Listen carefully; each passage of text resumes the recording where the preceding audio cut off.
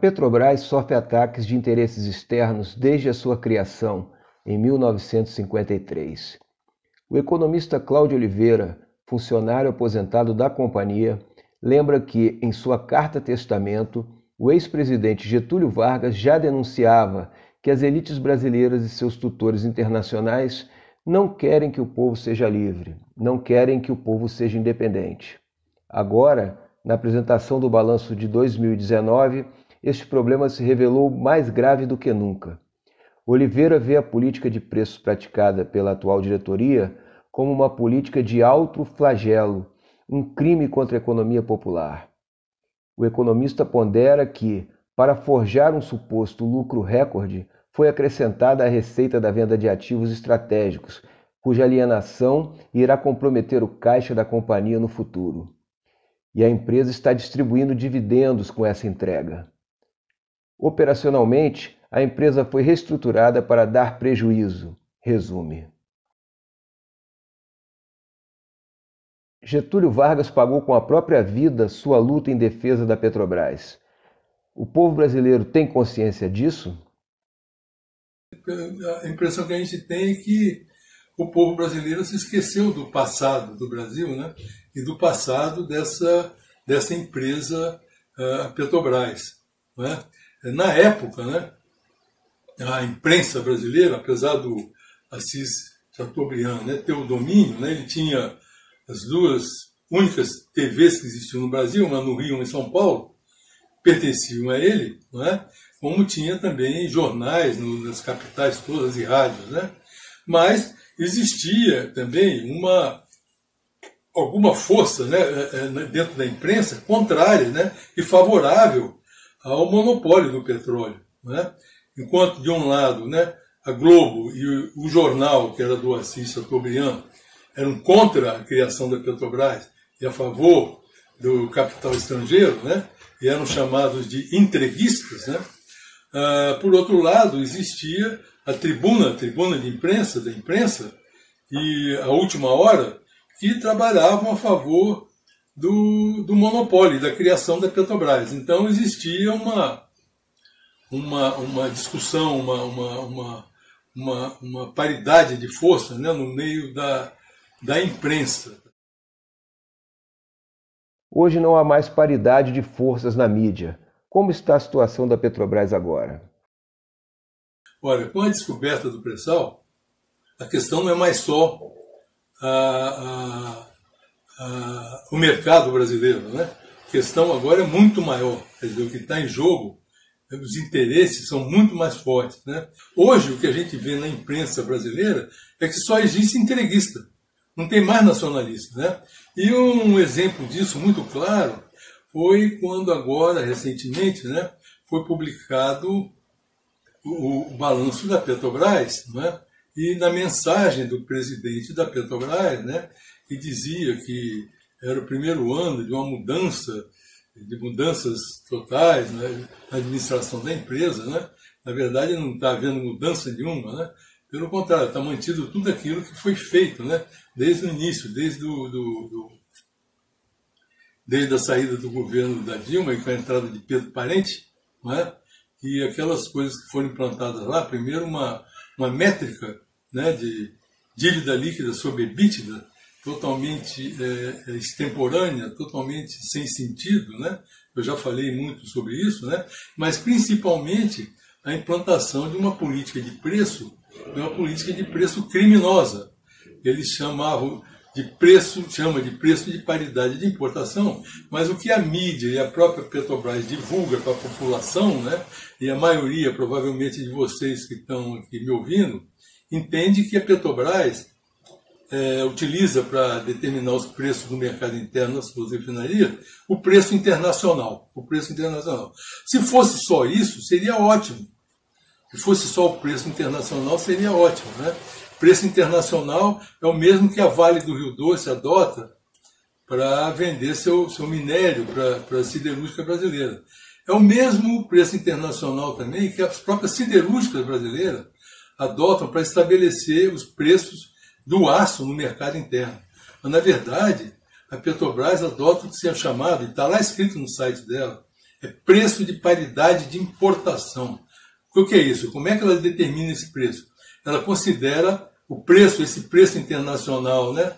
Preço internacional do barril em dólar, lá no exterior, acrescenta ele o frete até o Brasil, acrescenta os custos de internação, gastos alfandegários, portuários, acrescenta um seguro para garantir a estabilidade, né, do câmbio e do preço do produto, e ainda soma um lucro sobre isso. É assim que ela estabelece o preço dos produtos que ela vende, produto que ela produz aqui no Brasil, com custo aqui em real, que não tem nada a ver com isso. Quer dizer, é o preço internacional, é como se fosse esse preço de paridade de importação, é o custo de importação mais lucro.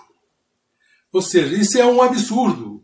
Isso é uma que eu chamo de uma jabuticaba venenosa que está aí penalizando a população brasileira desde 2016. Primeiro sacrificado com isso é o povo, que tem que pagar um combustível com um preço muito mais alto do que deveria. Tá? E a própria Petrobras, que com esse preço elevado, ela abriu o mercado, dá condição das concorrentes dela virem aqui no Brasil e tomar o mercado dela mesmo. Então, isso foi feito com esse objetivo, de entregar o mercado da Petrobras para os seus concorrentes. Não existe empresa nenhuma do mundo que adota uma política de preço de alto flagelo, de se prejudicar, de entregar o seu mercado para os concorrentes por desejo próprio. Quer dizer, isso é uma coisa inusitada, não é? E, antes de mais nada, é um crime contra a economia popular. Isso não podia estar continuando de forma nenhuma, né? Mas isso vem desde 2016, né? E até hoje a imprensa, a grande imprensa brasileira, nunca criticou, nunca escreveu uma linha contra essa política de preço, porque toda a imprensa hoje, infelizmente, né, ela é a imprensa, comparando com aquela imprensa do passado, é a imprensa entreguista. Não é? Para eles, é essa mesma situação. O Brasil tem de ser entregue para o capital estrangeiro. Na divulgação do balanço de 2019, onde isso se refletiu? Foi destacado que a empresa obteve lucro recorde. Olhando, então, para esse resultado, né, e da mensagem do atual presidente Castelo Branco, da Petrobras, em que ele diz, primeiro ele diz que a empresa obteve o maior lucro da sua história, 40 bilhões de reais. Ora, nos próprios relatórios, não precisa ser nenhum entendido em análise de balanço, né? Esse resultado de 40 bilhões foi obtido com a venda de ativos da empresa e a venda do controle da BR Distribuidora. A venda dos ativos da empresa deram um lucro de 24 bilhões de reais. E a venda da BR Distribuidora, do controle da BR Distribuidora, deu um lucro de mais 14 bilhões de reais. Portanto, dos 40 bilhões, 38 bilhões foi em função da venda de ativos, não é? E isso não é comentado. E o mais interessante é o seguinte, nenhuma órgão de imprensa, nenhum jornal, ninguém, todo mundo aplaudiu, disse que o resultado era ótimo, era uma maravilha. Quer dizer, um resultado obtido dessa forma, e ainda a empresa distribuiu mais de 10 bilhões de reais em dividendos para os acionistas. Ou seja, a empresa está distribuindo dividendo com venda de ativo. Não é? Claro que os acionistas, né, aqueles que estão lá no mercado, eles não reclamam. O que eles querem, realmente o que eles querem são os dividendos. Né? Não interessa como ele veio, se veio de lucro ou se veio de venda de ativo. O que interessa a quem está no mercado é receber esses dividendos, não é verdade? Castelo Branco argumenta que a dívida foi reduzida através de uma geração de caixa recorde. Isto é verdade? Só que se analisar os números, for olhar os números, as gerações operacionais de caixa da Petrobras, vai se verificar que a geração de 2019 foi a pior geração dos últimos 10 anos. E ele chamou de recorde. No relatório dele, ele chamou de recorde. E ninguém contestou. Ninguém falou nada contra. É impressionante o que acontece aqui no Brasil, né? E outros indicadores para avaliar a situação financeira da empresa não foram nem comentados, né?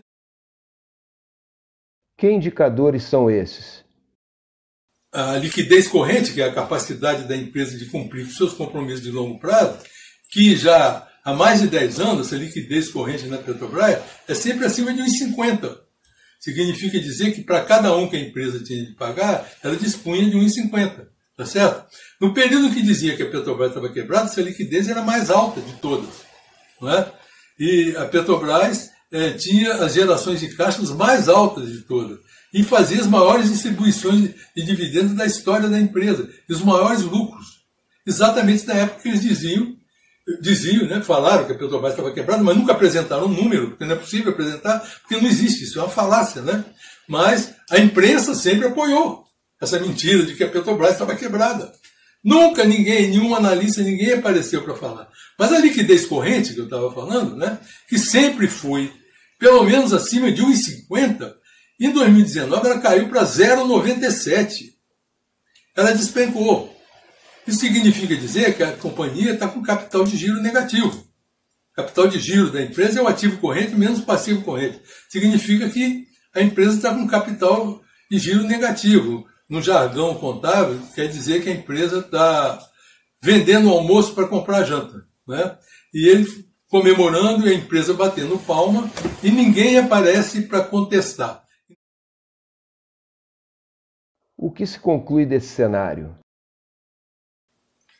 O que eu vejo é o seguinte, hoje, né, então me perguntam, né, com a atual queda do preço do barril de petróleo, né, eles falam, não, então isso vai inviabilizar a venda das refinarias, não vai ter mais como fazer isso. Olha, eu sinceramente, eu acredito que até que agora que eles vão pegar e impulsionar isso e procurar vender, porque vão dizer que esse negócio não funciona, eles destruíram a empresa, né, quando começaram a vender ativos altamente rentáveis, né, como a NTS, a própria TAG, né, e principalmente a BR Distribuidora.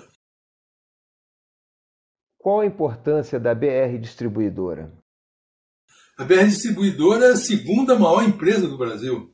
Ela foi passada para o mercado, a Petrobras perdeu o controle da empresa, né, agora em 2019, teve com ela um lucro de 14 bilhões, que entrou no resultado, mas vai perder mais de 10% da sua receita daqui para frente. Que negócio é esse? Claro que isso afetou demais o resultado, e essa política de preço. A política de preço que entrega o mercado da Petrobras para os concorrentes. Quer dizer, os concorrentes já chegaram a tomar 30% do mercado da Petrobras, e a Petrobras fica com as suas refinarias na ociosidade, por causa da política de preço de paridade de importação. Isso tem que acabar. Qual sua projeção para o balanço de 2020? Com essa queda do preço do barril, vai ficar muito pior. Mas isso significa dizer que eles não vão vender as refinarias, porque eles dependem, para ter algum lucro em 2020, só vendendo as refinarias, para apresentar lucro. Porque operacionalmente a empresa não está preparada, não está montada para dar lucro. Pelo contrário, está montada para dar prejuízo.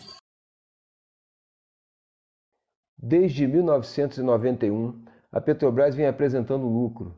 Mesmo no período recente, com a desvalorização de ativos, houve grande geração de caixa e lucro operacional. O que aconteceu com a empresa?